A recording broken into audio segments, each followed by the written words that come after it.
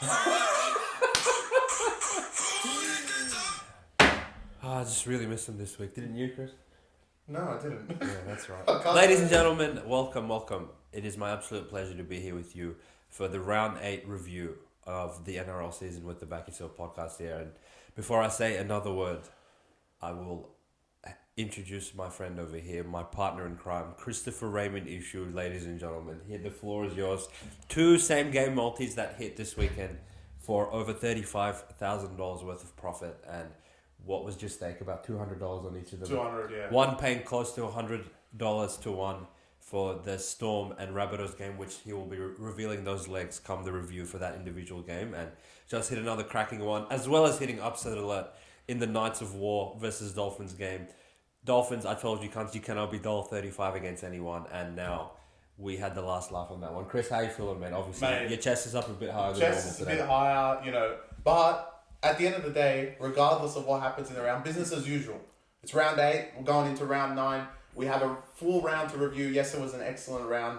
To be honest, I did it for the Anzacs. Yeah, you did it for the Anzacs, man. Yeah, and it's Anzac like the players played for you and the Anzacs because they just found out that you were on them and they scored. So how about we start with the Anzacs on Anzac Day itself, and except for this team. One team that fired up for the Anzacs, the Titans. I just finished rewatching Remember the Titans, one of my favourite movies as a child, because as 12.5-point underdogs, they stormed into New Zealand and sprung a huge upset that I don't think many people saw coming. Obviously, we, in the preview, said we were leaning towards the Titans with the points as that line was creeping up a little bit. And I did say, Tamari Martin, you are not a competent player. And Warriors essentially are running out there with 12. And another week where Warriors show that they might be a little bit overrated, I must admit. Chris, talk to me about this one, mate, where we gave up, obviously, the Titans plus the 12.5, and we didn't need the points. They get an outright victory to give us a good start to the round. Great start to the round. Titans kind of just keep on rolling. Since their loss against, was it Dolphins that they got smashed? Yeah. They've actually been very, very good in every single game and covered every single game. 4 in a row. So 4 in a row. And to be honest, they're starting now to play for Des. And I think the whole club deserved the win. It might have not been this week because, look, I think there was other things that caused them to win. But they did deserve a win. If it was coming this week or next week, good luck. But they got the job done. I think there's more to discuss. Look, first of all, Clarkie, your boys finally got a win, so I'm proud of you, and keep backing your Titans. They played very well. AJ Brimson, as much as I hate him, did play well at fullback. But I still think Campbell is the best fullback at the team. But I mean, that's just my opinion. I think there's more to discuss on the Warriors. I think there is alarming signs that they cannot score. Offensively, they looked very weak, and against a piss-weak defense like the Titans, it should be fairly simple to get points on the board, and it didn't look like you guys could score at all. There was stretches in the game that you looked unstoppable. I think a lot of I was just about to say Penrith, because you guys remind me of Penrith, but a little bit shitter. The Walmart version. The Walmart version of Penrith, because the way you beat teams down is your back four get 3,000 metres going through the middle, and then Adam Fanua-Blake comes in. He makes another 2,000 metres, and next thing you know, you're on the try line. Shauno pulls one string and they score. And it's very similar to how Penrith play. The back line makes all the metres, gets the Cleary, and they score a try. It's exactly the same way, but you guys are just not Penrith. So you need to figure out another way. And I think at this point, maybe last year's little sparkle of we can score no matter what has worn off. You need to find another way. And Andrew Webster, one thing that he has brought is that Warriors can defend. And I'm not really skeptical on their defense yet. I think their defense is still good. But once you know, it doesn't matter how good your defense is. Once you know you can't score, it doesn't matter how good your defense is. Eventually they're going to concede.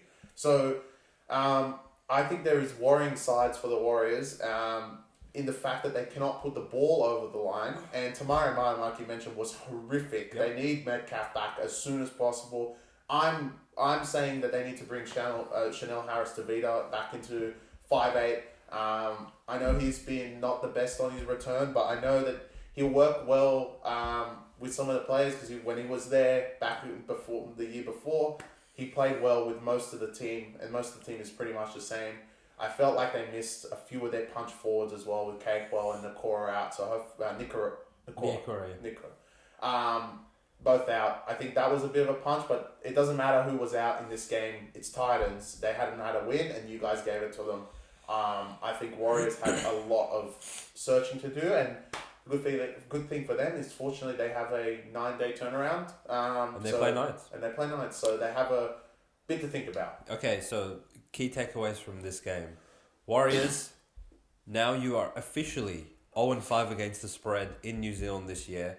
You honestly should start a petition to take all your games and go back to Australia and just not go back home, because what the fuck's the point if you're not going to cover one line? All I hear about throughout the week is how the Warriors, as soon as you enter New Zealand, you just start shaking at the side of fucking Mount Smart Stadium or whatever it is, but it's not actually translating to wins and wins by margin when it comes to being on the actual footy field itself. So one thing in terms of handicapping the Warriors games going forward, we might need to detract a little bit in terms of the true value of being in New Zealand and Mount Smart, because that is really not coming to play the way we might have predicted going into the season, especially with the Anzac Day game being moved to New Zealand for the first ever time, where they play an inferior opponent, when they're used to going to Melbourne and getting raped every year. You honestly were better off going and getting raped by Melbourne again, because to lose to Warriors as a 12.5 point favourite at home was honestly extremely embarrassing. And not just the fact that you lost, but I think everyone fails to remember that 10 minutes into this game, this was actually 12-0. And Titans, looking at them on the field, we were thinking these cunts may as well have not shown up, because the game literally started, penalty try, and Titans are behind their goal line thinking like, fuck, why did we even show up? Yeah. Next thing you know, Titans get one call, and obviously, as Chris said, we have a theory of the Warriors being able to defend, but honestly, Rocco Berry and Dallin side has been horrific on that side of the field in the past couple of weeks.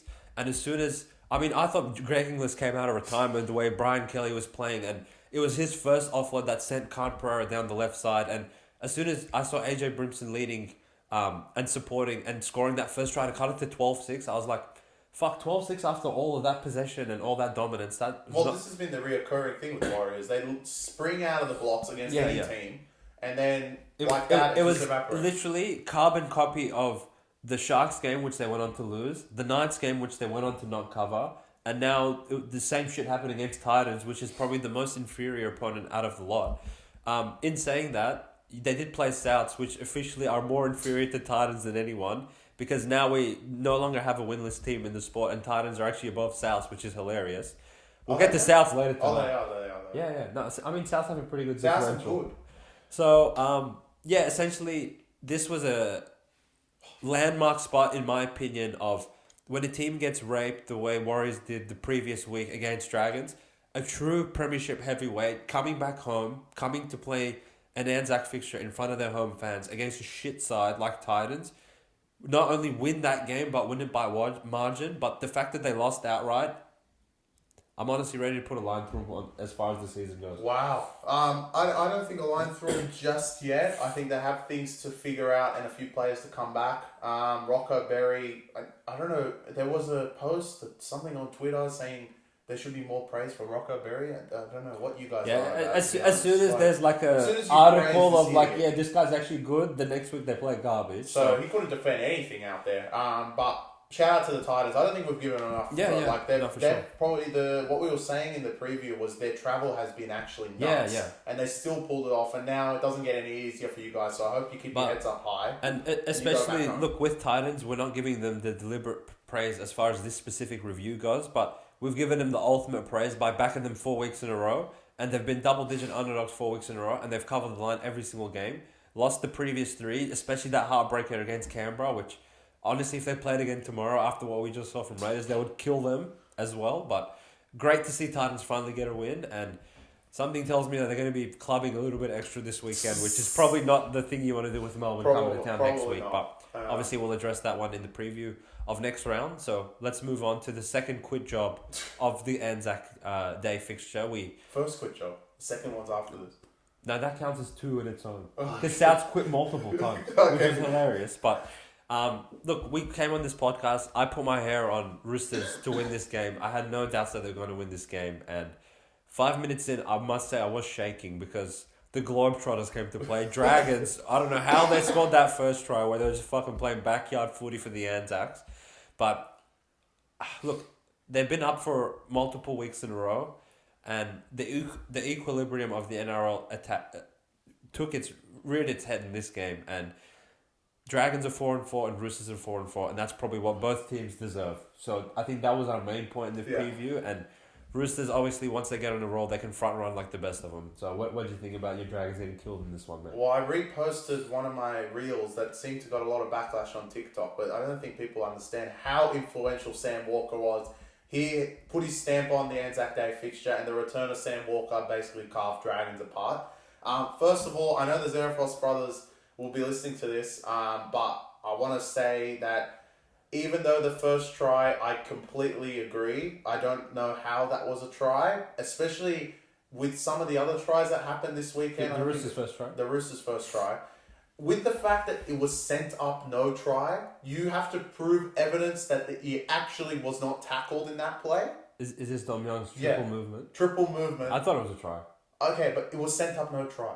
There was no evidence there to overturn that. I feel like it was pretty clear that he loses. It's Flanagan. I mean, okay, look, I actually think it's 15-all because I thought Sewell at the other end was exactly the same thing. But anyway, regardless, you conceded 60 points. So the 6 points at the start wouldn't have changed anything. Yeah. But from the start, I think you guys were on the back foot. Sewell getting ruled out straight away. Hargreaves, look, there was also claims his elbow was high, but it's solely more like getting squished by the 3 tackle rule, which I'm sure is going to get discussed on NRL 360 1,000 times this week because all the kickoffs are dangerous. But that's the sport we watch and we love. And the intensity of the Dragons and the Roosters, especially in the first 15 minutes, is why we watch this sport because they came out for blood. Yep. Like you said, Dragons, I've never seen a more physical team in that first 15 minutes. But at the end of the day, the skill and the talent of the Roosters was just too much for the Dragons. And Sam Walker, look, my hand goes to you because you were absolutely brilliant. And welcome to return for the Roosters. They looked much better with you in the halves than they have ever since you have been in the halves. And overall, the team just played a lot better. Dragons, I don't want to take too much away from you guys because I think it was just the Roosters' day. There was a lot of things that you could say that went their way, but I just think they deserved the win overall, regardless. Roosters, look, could turn around your season. You have a lot to prove. This was just Dragons. Now you have a lot to prove next week. We obviously sent out Roosters to BackYourself Premium, so shout out to everyone on there. They would have got that one, got the job done there. I think it was the right side going into the game. I just thought the Dragons it would hurt my soul because I always take them on Anzac Day, but the line was a bit too short for me. And even if it was 12, which what we were saying on the preview, it didn't really matter. But I still would have taken it and had my head held high. But I think this one was the Roosters' right side. And look, this doesn't prove anything for you guys. You're 4-4 now, just like the Dragons. But next week is going to be a big tell because you have a huge game at Suncorp for the preview.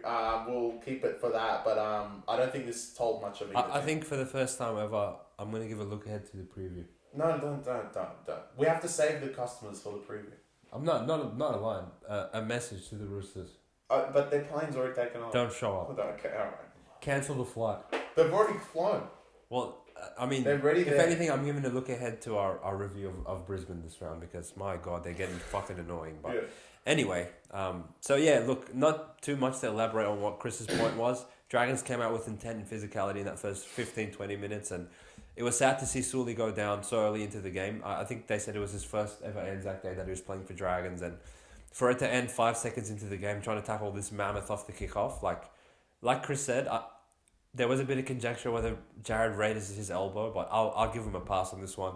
I think he just got squished between the two blokes next to him and didn't really have any room to work with in terms of his head positioning. So they were down to back immediately on this game, and I think Flanagan does carry 4 forwards onto the bench. So forgive me, but who actually played left centre for the rest of the game? Was it DeBellin or something? I think it was Eisenhuth and DeBellin went into lock. I know Eisenhuth's farts, but he's not really equipped. You already got a really good, superior backline to the Dragons to add that to match up on Manu and Dom Young son with Eisenhuth. At that point, it just becomes a talent game, which was essentially the main point we had. Did we see 60 to 18 full time? Absolutely not, because traditionally this game is quite tight. Hilariously, when Dragons have actually been garbage in all the previous years, if anything, they fire up and keep it to like a one-score possession.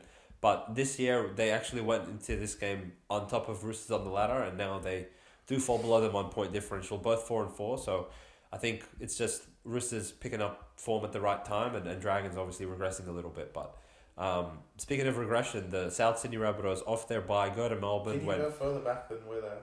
What? South. Yeah, it's South.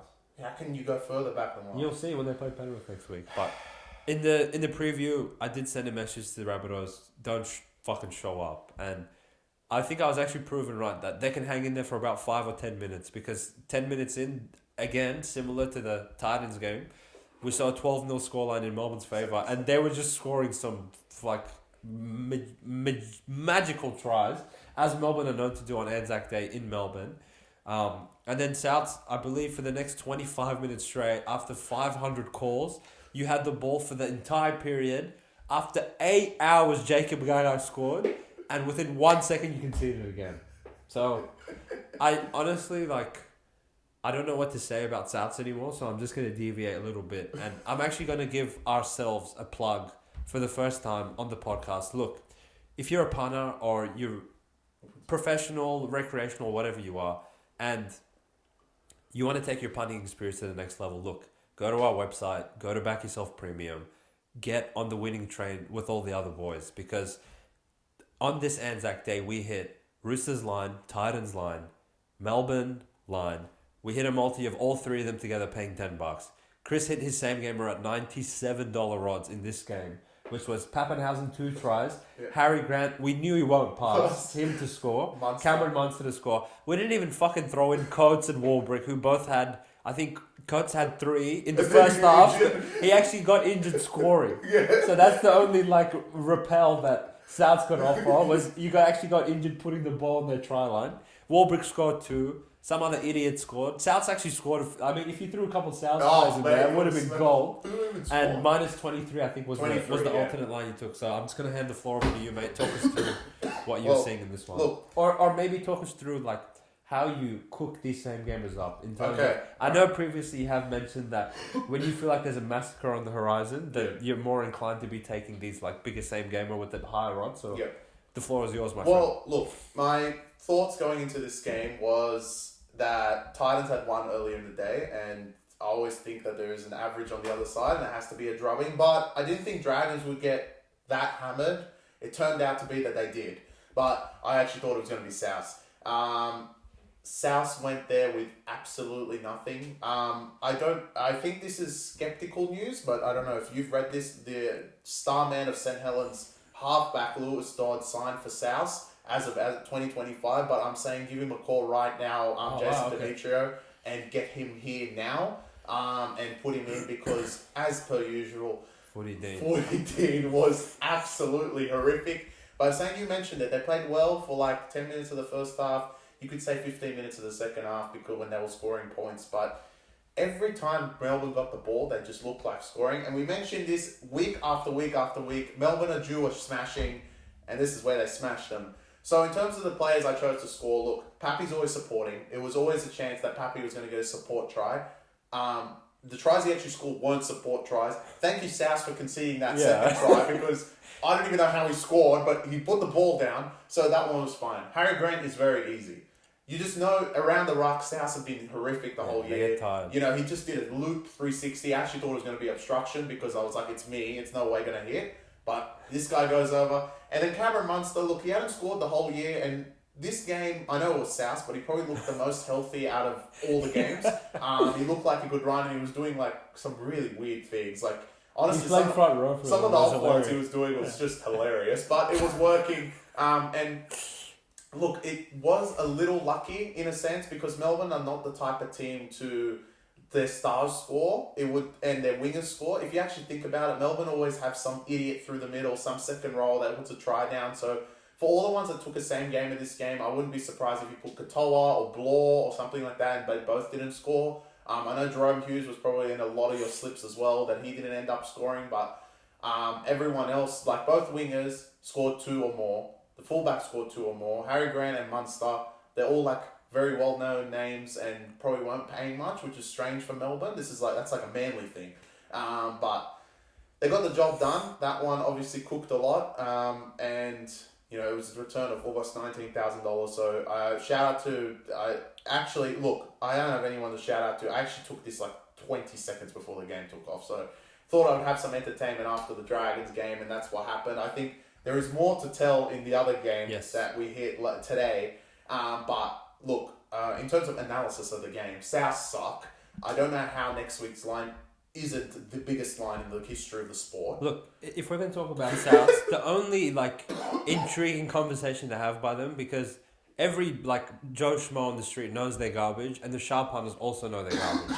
The only entertaining conversation you can have as far as Souths go for the next couple of weeks, until the trail gets back, until they get a few of their things back, is how much of an actual spread adjustment do you make for them? Because they opened this game up at Melbourne hilariously at Melbourne were only like minus 10.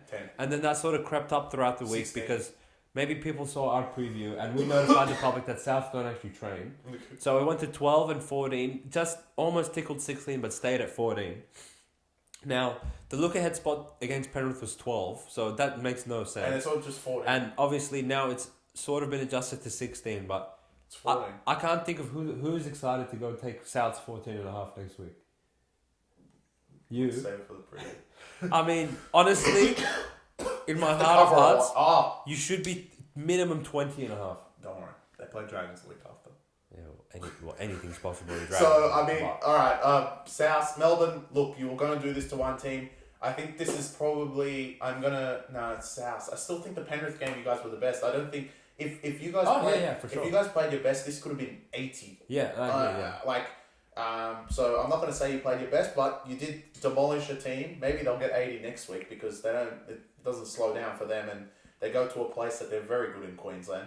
Titans might forfeit. They went to first temporarily. Obviously, today's result was a little bit different, but the Melbourne Storm looking great, yes, and another team that looks great. We're going to go on to, as we mentioned in the preview last round, and I will keep mentioning it. It was the Tigers and the Fortress, as you mentioned. No, you're skipping the power game, mate. Oh. Yeah, I know you don't want to talk about it. It is a fortress, but this one has too many talking points. All right. Manly hosted the Parramatta Eels. Ethan Sanders, I just want to say congratulations to you. You had a great debut. You were fantastic, and I don't know why Brad Arthur didn't bring you in earlier. The Manly Seagulls got to a 14-point win, which was our first loss of the weekend. We had Parramatta at 11, and they just missed the line. Yep. But I want to say that second half was everything that could went against them pretty much did. Let's just start with the first half. Yep, take it from there, mate. The tackle on Sean Lane. Cherry Evans got 2 weeks. Ola Kawatu got 2 weeks, which are key stars for Manly. Only one of them got sin binned. In my book, you can clip this, I couldn't care less. It's a send-off. There is nothing worse in that tackle than what we had 2 years ago when Lawton tackled Cam Murray in the first couple minutes of the game and he got sent off for that tackle. This was honestly worse. To pick up someone like Sean Lane, who's already 6 foot, turn him around and drop him essentially on the back of his neck is an absolute send-off. Yeah. They got the sin bin, fair enough. Parramatta, why the fuck did you take the 2? You guys can't defend anyway, but whatever. We move on. We get to halftime. Parramatta, the first half, you were absolutely cooking Manly. They could not defend you at all. Manly, yes, they had 12, but they had a few chances. They had the Talau try, but other than that, Manly didn't look great. Parramatta, other than their kick, Gutherson's kicking, which was hilarious, Parramatta looked really good. The second half came, and I'll give you some stats for the second half. Penalties conceded, 7-0 to Manly, 2 sin bins for Parramatta, and on top of that, they had 61% possession, so Manly came rolling over the top. I'm sure you've seen this on the NRL Fox Sports, whatever. Turbo was actually offside, but on the Penasini sin bin. But look, I don't think anyone looks at that. I think after the game, that was more like Para fans being like, wait, he was a bit forward. But anyway, Penasini still did something dumb. And then, you know what, Parramatta still round their way out of it, only conceded 2 points in that sin bin period. Actually, they won the sin bin period, because Sivo scored in the corner for his hat-trick. John Jones. And then John Jones decided to rub all over the face of Garrick on the deadly right edge of Manly, and eventually Parramatta Eels fell into Olakau'atu, who looked great again. Look, the Blues jersey, we've said it 1,000 times, just give it to him. He's incredible on that right edge, as per usual, and he tore Parramatta apart to give him a 14-point win, and the fortress of Brookie continues, not as convincing as I thought it might have been, and I want to say that there was a lot of people on Fox Sports and all the analysts after the game saying Parramatta played pretty bad. I actually thought they played a lot better than they did against Dolphins. If they played half of that strength against Dolphins, they would have won that game. But Dolphins are really, really good. Up at in Northern Territory. But unfortunately played a top 4 side, which I said at the start of the season, and Manly continue on their way. I think they're into top 4 territory now. So, good on them. Shout out to Manly. Well, as far as fortresses goes, this is turning into one of the biggest ones in the sport. I mentioned that everyone thinks that New Zealand is a place that you don't want to play, but in reality, Manly is probably 10 times better home field advantage the way they've been playing there. 3-0, 3 games there, 3 wins, 3 covers against the spread, against 3 quality opposition. The Roosters, the Panthers, and now a desperate Eels side that came out with a lot of physicality and a lot of intent. Obviously, throughout the week, we heard certain quotes from their players, especially, Regan Campbell-Gillard said he would come out and he would die for Brad Arthur. So that obviously is a good response that you want out of one of your middle representative players, that shows that they're backing they're playing for the coach, and the coach had them ready to go because they got out, and the only thing keeping them from an 18-6 or a 20-6 lead was Gutho's goal kicking, which, as Chris said, hilarious that he can't make one. But 3 tries to 1, and they were only up 8 at halftime. I thought, look, they probably deserve to be up a little bit more. As Chris said, come on, bro, you got to send this cunt off. He literally put Lane on his neck, and even he suplexed from that position onto his spinal cord. If he snapped his back in half, Olakau'atu will get 55 weeks on the sideline. But now he gets 2 weeks, 10 minutes, and Cherry Evans gets 2 weeks. How the fuck does that help Para?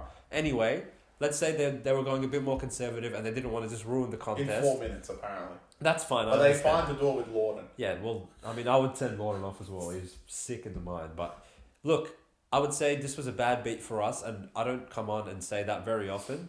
I feel like when Chris and I are very good at admitting when we got the line of a game wrong, but if these 2 teams were to play tomorrow in the same situation with everything, all the variables remaining the same, I would take the Parramatta Eels plus 10.5 again. They did get a bit unlucky. I thought Sivo, Sinbin, John Jones, it's at a point where you actually can't pick this guy anymore. Yeah, you can't. He scores tries, but that changed the whole game. It's one thing okay, Sean Lane's coming at you. He's a big body. You're trying to send a message 4 minutes into the game. I can understand how you can get that tackle wrong. So I have no blemish on Olakau'atu or Cherry Evans, because that can happen in a contact sport. But for this kind to turn into John Jones, just as you guys finally tied it after holding down the fort and only conceding the penalty goal and no tries against Manly, who came out in the second half, scored 2 tries in 2 minutes, and I thought, who the fuck are we playing? It was the first 10 minutes of the Bankwest game all over again.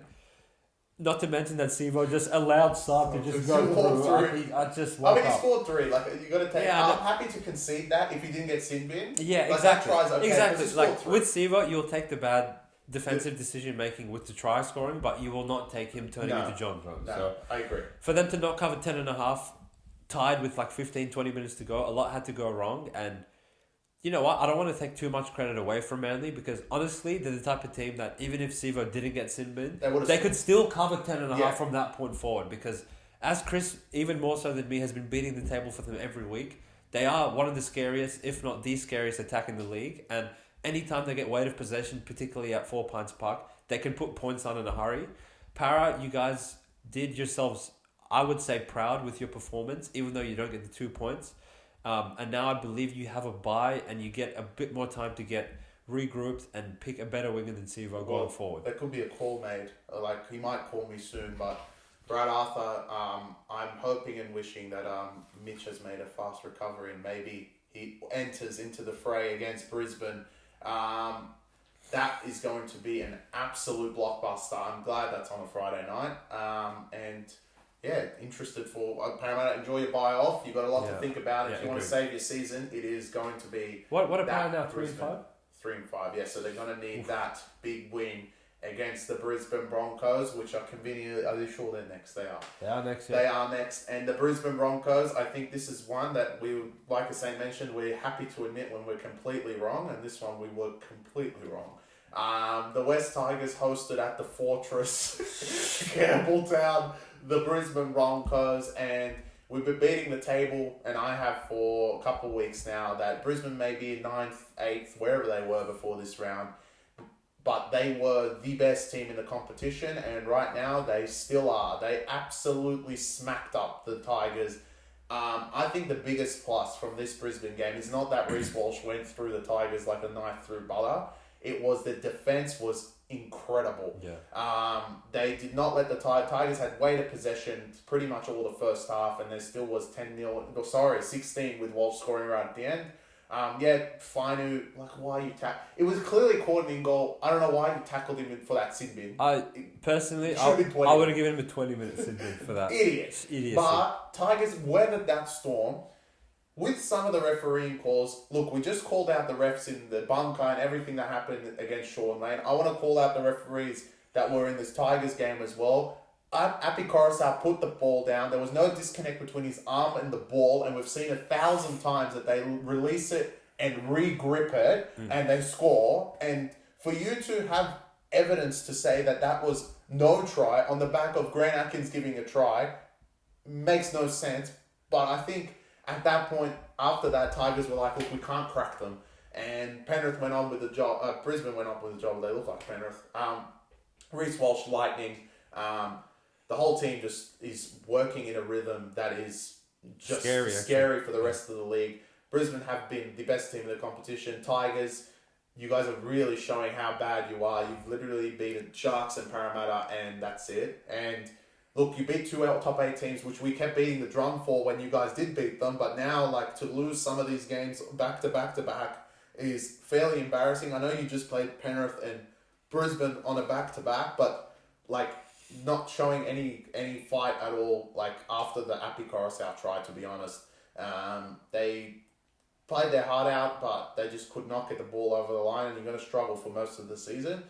You do get a bit of respite against maybe the hottest team, and the Dogs out next week. But you didn't look great at all at Campbelltown. I have no promise for them next week. I think it's a bit of a scary team to go play, especially Dogs off a bye and they're well rested. You scared of Dogs, no? Well, look, I have to be. But Tigers were particularly bad. I think it was more Tigers to be absolutely horrific. I actually completely disagree with you. I think it was really bad. It was really good Broncos. Look, in terms of making this game a contest, had they awarded the Api Coruscant try, at least we'll get 10-6 after Finu's easily the funniest sin bin of the round. The fact he had the audacity to look at the ref and be like, "What for, sir?" Honestly, mate, come on. And then Brisbane just repelled them set after set. I honestly think Brisbane have the best goal line defense in the entire league, and that's including Penrith. Some of the tries Penrith have actually conceded lately has had me raise an eyebrow at them because it doesn't look like the Penrith that three-peated. But Brisbane, again, the Tigers game, the Dolphins game, the Raiders game, doesn't matter how many sets back to back they have to defend. Tigers never look like scoring outside of the little bit of Api Coruscant brilliance that he took on the markers. And I agree with Chris. I felt like he scored, but they didn't want to give it to him. Fair play. Outside of that, honestly, Tigers, while the game was competitive, they could have attacked their line for 5 hours. They wouldn't have scored. And I think that's more of a testament to how good and committed Brisbane were. Anytime you take a double-digit underdog, you're always exposing yourself to the possibility that they're just not fucking capable of scoring. And once Brisbane did get the ball, Tigers didn't really look like stopping them anytime soon. So, again, we put our hands up. We take an L on the Tigers plus 14, which, again, here's your weekly episode of you beat the closing line by X value and then you get raped anyway because value is worthless in this sport. And none of the games fall in the number anyway, so who gives a fuck? I will say we did cover ourselves, actually. With overs. In terms of best bets, because leading into this game, we had 4 games and we had 4 total points, smashed the overs. The Anzac Day games all... Chris literally messaged me after the Roosters game and said, Melbourne can actually outscore Roosters, which I was like, yeah, they actually can. So Titans, I think, had 60 something. Souths had 70. Roosters had 70, and then Manly. Well, obviously Manly played, so there was 50 as well. And then, funnily enough, the highest total of the entire round was the Tigers game, and we know Tigers can't score. So we cover ourselves on the total points under 47.5, which had to sweat it a bit at the end. Hilariously enough, on the Tigers' offense of all things, but they couldn't get that third try to fuck us over. So even though we lose on Tigers, we get out unscathed in that game. I will say we probably don't want to be betting too many totals for the rest of the season because it's just shit watching a game of footy and praying for tries or no tries. It's always the worst side. It's just shit. You take overs, no one can score. You take unders, everyone plays backyard footy. So it's just shit. But when it's a clear-cut, obvious one like that for us, we will be... if Adam G is refereeing. If Adam G's refereeing, we will be on unders. Did he ref this week? I don't know, but it probably had to fucking be the... maybe it wasn't Knights, was it? It could have been. No. It could have been. Yeah. I don't remember. We'll have to go back to the it was Liam Kennedy who went unders. Again, Broncos, they're a scary outfit, and Haas looked amazing, Reynolds looked amazing. No Cobbo, no Mam, no worries. Jock Madden had a field day as well, scoring a double. I just want to say, don't do all this and fucking lose next week, you bastards. Yeah, so there's Chris's message to That's you your guys. message for next Reece week. Walsh. You can't beat the shit out of all the shit teams and then lose to these. Reece Walsh, you are a pleasure to watch, mate. Seeing some of the shit you can do you on the footy field is just fantastic. He should have been Dalian medalist. My God. Exactly right, mate. So we escaped Saturday night with a win in the end, and we go on to Sunday where... No. There's one more Saturday. Yeah, well actually, how did you forget? It's your Under Duress. It's my Under Duress, yeah. Respect to Hussein, my host. 6 in a row for Under Duress, and it was the Cowboys hosting the Penrith Panthers. And to be honest, I want to say better Panthers than I did Cowboys. Respect to the Cowboys, they came back because no one really comes back to give Penrith a small threat. And I think this is where you're saying that the Penrith defense actually doesn't look as good as when they three-peated because they led Cowboys back into this game. I'm the king of saying Cowboys can score horse shit, and my God, they scored some horse shit in this game and conceded the exact same tries. But I want to say, with the lineup that Penrith took out there, to be honest, the spread was way too inflated. Leota, Sorensen, and Taruva all ruled out, and the spread didn't change. I don't know what I've been telling you guys for weeks. Make sure you look at the teams. It's very important. Alamotti was in this. I know he scored an intercept, but come on, 10 points for the Cowboys. Are they really that bad? Yeah, wow. They had absolutely nothing out there, and I know Cleary was back, but 10 points was a lot. We ended up saying Penrith to win between 1 and 22.5, which it was a bit scary in that second half because Cowboys were really putting it on Penrith, but the Penrith War, as great as they are, and they're 3-time champs, kept the Cowboys out. It was your Under Duress. Do you have any comments for the I do actually.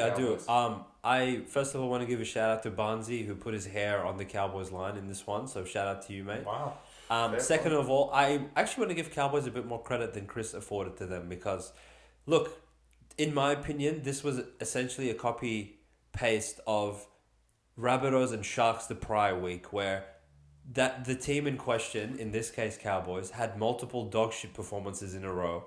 And they had me and Chris coming on here, tapping our feet on the ground, waving pom-poms of how right we've been about how atrocious they actually have been as a team. And after getting absolutely killed at Shark Park 42-6, they had a decision to make, right? We respect Todd Payton as a coach, and we sort of gave him a pass on naming the same 17 that got killed at Shark Park to give him one more chance to make a statement. And the intent was definitely there for these guys. But sometimes in a game of footy, things don't go your way and they get in the way of you being able to win this game. Look, to concede to Toe in the 3rd minute, I was like, come on, guys. You can't do this to my Under Duress streak. You're down 6-0. The game hasn't even started. Wake up to yourselves. I know we have Under Duress and we have Upset Alert, but we're going to be initiating 2 new segments. They're actually dedicated to the Cowboys, specifically for the review of each weekend of Horse Wank Try of the Week and What the Hell Are You Guys Doing Try of the Week. Are they always Cowboys though? Yeah, it is. Okay. So it's 6-4 because of Horse Wank Try of the Week. Panthers go short and the ball just bounces around like a fucking pinball machine. Dearden gets the ball and breaks 93 tackles, pegs the ball at Valame. He scores in the corner. I thought the ref was going to call full time. The way Cowboys were celebrating, I thought they won the comp. It was crazy. And then it's like they forgot that the game's still going. Dylan Edwards just walks through the try line and scores, and I'm like, here we go, same old Cowboys. I can't believe New South Wales lost the origin game to Dearden. I know. That tackle was horrific. Yeah, really pathetic. And look, it was a bit more nip and tuck, but I feel like Cowboys really, really lost this game in the 5-minute window where obviously Drinkwater pegs the ball at Alamotti with 5 seconds to go in the half, gives him an intercept try. And then 4 minutes later, Valome, Chris is a boy who... We can even predict shit like this. Chris literally, and I quote, said, Valame's back to drop the ball. And 3 minutes in, he dropped the ball straight into the lap of Liam Martin, I want to say. Yeah. And boom, boom, Penrith get 12 points just like that. And at this point, look, if you took the Cowboys line, I know a few people that were adamant on the Cowboys, and they were on the floor at this point. Us, we gave out, we thought, look, we're not going to bet against Penrith to lose the match outright, but we want a little bit more insurance with Cowboys. So as opposed to playing the Penrith line, we're going to take a 1 to 22.5. And I think that was ended up being the best. I know Cowboys ended up covering the spread in the end, but I feel like that was the best way to play this one because at 24-4, you definitely wanted to be on the plus 22.5, essentially is what it turned into, as opposed to plus 8. Now, in saying that, Cowboys showed great heart and great commitment to the team to continue competing in this game. And I forget the sequence of tries, but I want to say Val scored off the scrum in their next try, which shout out to Valentine Holmes, one of the most talented players that's ever played the game. Honestly, like the way his ability to just break a game open is fantastic to watch. And you've sort of felt like the Cowboys responded to that great play by a great individual player and sort of upped the tempo from there. And we know a team with tempo that can score the points is the description of the Cowboys in the NRL dictionary. So from that point forward, Fini Fuyaki scores, and I thought the roof might fucking explode off the North Queensland Townsville Stadium. But in the end, Penrith just weathered the storm like they always do. As Chris mentioned, I cannot believe the line did not shift, knowing that a New Zealand international front rower is out. Sorensen, who's a mainstay of the Penrith forward pack, is out. And Signor Taruva, the Tiger himself, is out, being replaced by Alamotti. You're telling me the three of them in conjunction with each other are worthless in the point spread? Apparently. Honestly, baffles me. But it doesn't matter. In saying that, look, I feel like if you took the Penrith minus 8 or 10 or whatever you took, you probably didn't deserve to win it, and the right team covered in the end. But I also feel like the right team won in the end, because when the going really got tough at the end of that game, Cowboys weren't able to pull some horse shit off and score to actually, maybe send it into golden point or ever take the lead. Exactly. I don't think they ever led for a second in this game, actually. No, Penrith scored first and never relinquished the lead from there. So Penrith down troops, you showed the heart of a champion, and Cowboys, you showed that you're not ready to quit on this season, unlike some other teams in this sport. But now you do get a bit of a reprieve and a step down in class. You get to stay in Townsville, and the mighty Dolphins come to town. So you escape our scrutiny for a week, and if anything, I'll give you a slight round of applause for keeping it close and keeping my underdog. I wanna say that Todd Payton, you went out there 1-17. I'm happy you did. I want to say Tom Chester should never see the field again. Wow. He actually got injured in the first 5 minutes, and they didn't have a centre, and they looked better offensively without him. So please don't put him back in. I guess Funiaki was playing centre, but you looked much better with him not there. So just please don't play Chester again. And I think that's it on Cowboys. Look, you guys covered for us for once. That's all I can say. You still lost. So we actually won on both sides. We actually won on both sides, but low key in my heart, I wanted Penrith to lose one because it just proves that it doesn't matter who they take out, they win anyway. So that just shows that how good they are. No, I wasn't gonna. How bad they are. That really just shows the true hatred you have for Penrith. That you're actually the only cunts that can make you root for Cowboys to win. Yeah, I know. Yeah. So that's quite funny. Cowboys under duress. Congratulations. Thank you. We go on to today's game, and upset alert, baby! Upset alert hits for the second time this year, and it was the Newcastle Knights beating the abysmal Dolphins. I just want to say, for anyone out there that took -7, -6, $1.40 with Dolphins, you tipped even Dolphins in a tipping comp, there's something wrong with you. I could not believe, and I've said both Sunday games actually went my way. On top of the fact, because the second one, I said this earlier in the week, Raiders shouldn't show up, and they shouldn't. But Dolphins to be $1.40 with that rubbish lineup was incredible. Knights, like I mentioned, they're going to bounce back. There was no way what they did to Dogs and lay an egg and they're just going to quit. They bounced back. Adam Armstrong, I don't know where, Adam O'Brien, where has this guy been? Because it looked like Caleb was playing fullback because he was great. The speed of the halves was incredible. Much pace. The forward pack did play great. Gagai was a great addition to come back. Knights just looked like they wanted it more. Dolphins, like we've mentioned, one of our rules of punting is, did they go out celebrating too much? And I think they were out in Darwin maybe a bit longer than Wayne thought. And they went a bit clubbing after that Parramatta game because they looked like a little bit flat. No, well, I mean, how can they look flat when they have the greatest offense that ever graced the NRL? That's what I heard. Through Trey Fuller. Yeah. So, I mean, all I was told the entire round was, hey, bro, did you not watch the Parramatta Eels game where I tipped... That's what I heard. I mean, the thing that does me, again, everyone that came to me this week and said, bro, did you not watch the Parra game? Why aren't you taking Dolphins this round? Are the same pricks that took Parra the previous week. So it's like, look, every team has an intrinsic value. Every team has their ups and downs, but they are what they are. And Dolphins, look, not to pile on them too much, but if anything, we're piling more on the public for pushing this line out to -7.5 because, as I said, had Hammer Time, Flegler, Kafusi, Farnworth, and Tom Gilman all played, in conjunction, they're easily probably worth 8 points each. So, 8 points together. Between the 5 of them. So, what? If they all played and Knights went to Suncorp, you would put Dolphins -15.5. Yeah. That is just revealing that Something's it's just wrong. the stupidest shit I've ever seen in my life. So, Knights was the sharp side, Knights was the right side. To get him at almost $3 head to head was a fantastic tip by my partner here, Chris. I want to say congratulations, mate. Yeah. I know people have been coming out with their pitchforks for you in the comment section, but this was actually one of the first weeks that Chris and I aligned with. Well, not so much aligned because it's his segment, but when he said Knights, I was like, you know what, Knights are going to win. I'm not scared of Dolphins. And not only did we get up on the Knights line of +6.5, which, I mean, at 10-0, honestly, I thought I may as well turn the TV off because I know that they're going to cover from here.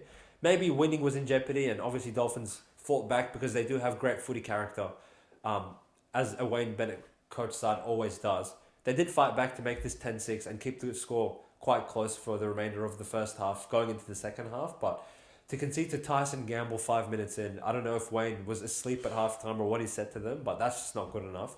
And they did give Knights maybe a tiny scare at the end of this game, playing some of the best backyard footy I've ever seen. And thank fuck that they did play backyard footy because Chris, again, hits a cracking same-game multi. This time was not the points fiasco that we saw on Friday night in the Souths game, but he tips the rookie sensation, Ponga himself, to score. And what did he score? 7 minutes in the game. We put a green tick next to that one. The captain himself, Dane Gagai, coming back from Who can't kick. Where the fuck was this? Where the fuck were you against Dogs when we needed you? Thanks for nothing. He can't kick either. Why is Hastings not kicking out of O'Brien anyway? I don't know. He's just...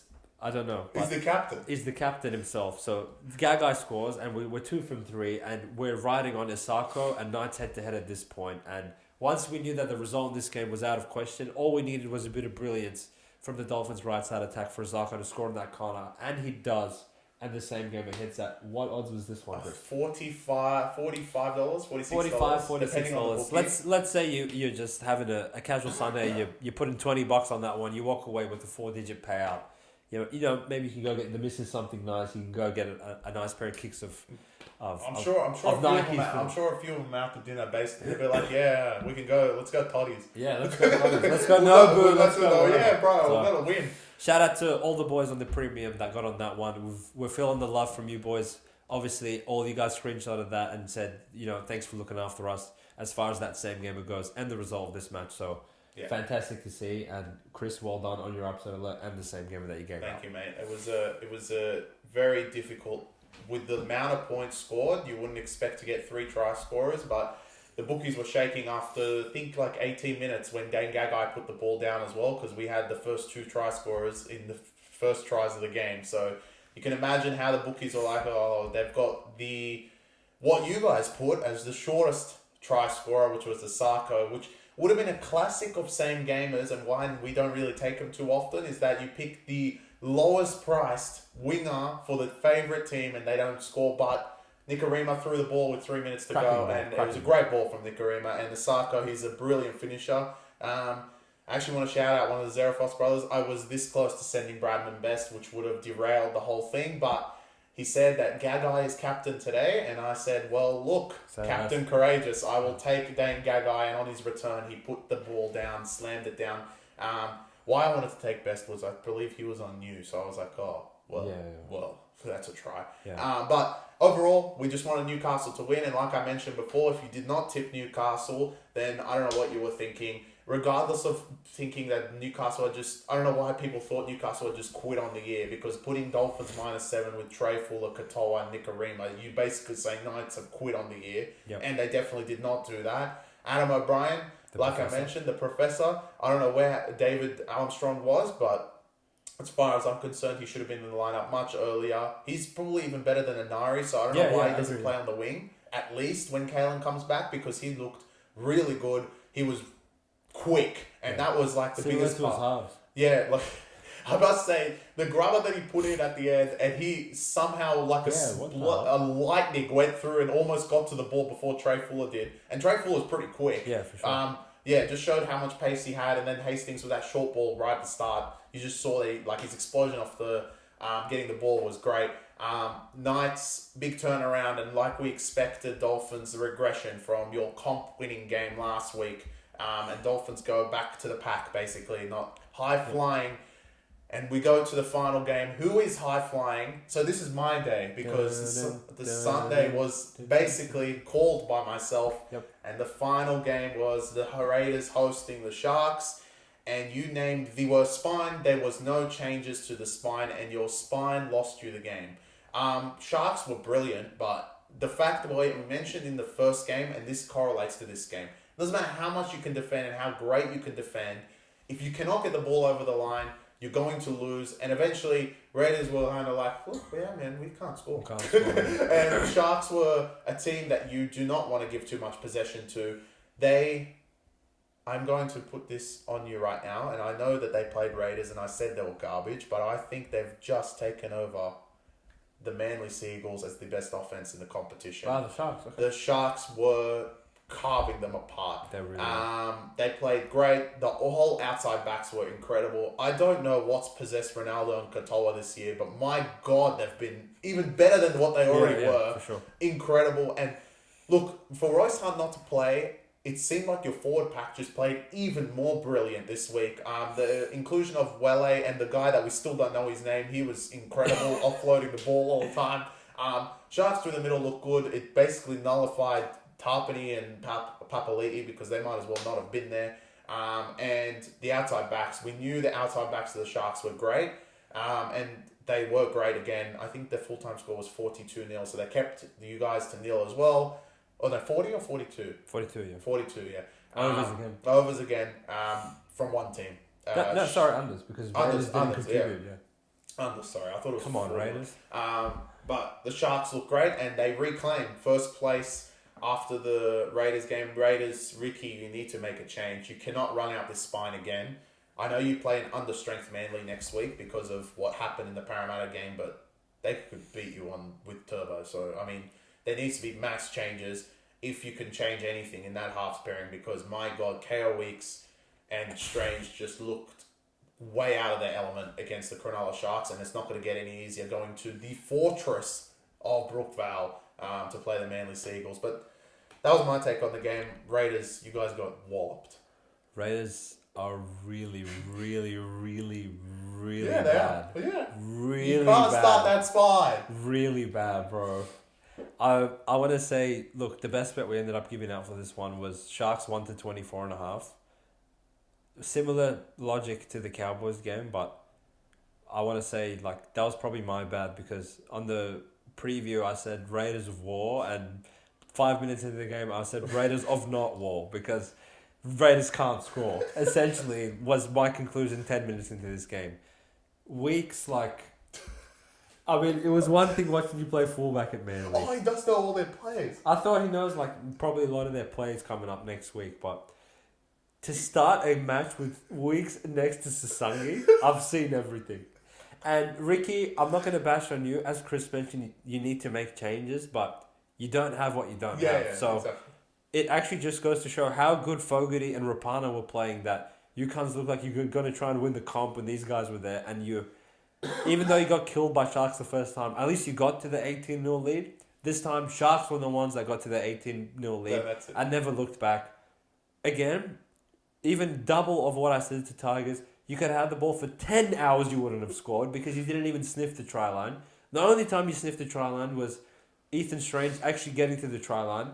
I want to give him a shout out because he's not a traditional halfback. He's not an organising player. He's a ball runner, and that works when you have the steady head of Fogarty next to him. I don't expect him to all of a sudden turn into JT. And as the commentary box mentioned multiple times, they do have the youngest halves pairing in the entire league playing, and that showed multiple times when they got to the opposition try line.